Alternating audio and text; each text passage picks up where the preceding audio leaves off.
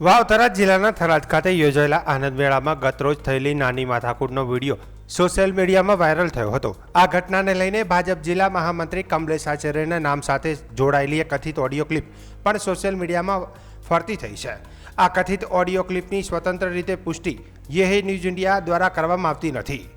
જોકે આજે સવારે આનંદ મેળાના સંચાલક દ્વારા એક વિડીયો જાહેર કરવામાં આવ્યો છે।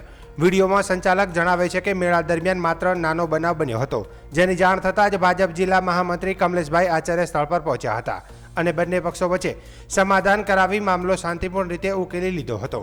સંચાલક વિડીયોમાં વધુ જણાવે છે કે કમલેશભાઈ આચાર્યએ મેળાના આયોજકોને પ્રોત્સાહન આપતા કહ્યું કે તમે બધા બહારથી આવ્યા છો, તમને કોઈ પણ પ્રકારની તકલીફ પડે તો અમે તમારી સાથે છીએ।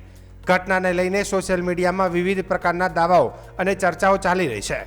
જોકે વાયરલ ઓડિયો ક્લિપની સત્તાવાર પુષ્ટિ થઈ નથી।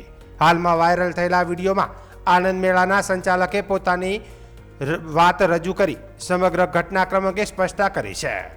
કાલે એક મેળામાં નાનો એવો બનાવ બન્યો હતો, પણ અમારા જિલ્લાના મહામંત્રી જે આપણે કમલેશભાઈ આવી ગયા હતા અને કમલેશભાઈએ આવીને બધો મામલો સોલ્વ કરી દીધો હતો અને અમને એવું પણ એને પ્રોત્સાહન આપ્યું હતું કે ભાઈ તમને કોઈ તકલીફ પડે તો તમે બહારથી આવ્યા છો ને તમને કાંઈ તકલીફ પડે તો અમે તમારી હારે છીએ ને કમલેશભાઈનો અમારી ઉપર ખૂબ આભાર છે ને કમલેશભાઈ અમારા ખૂબ સારું કામ કરશે અમારું અને અમે એનું કરશું એવી અમારી દિલથી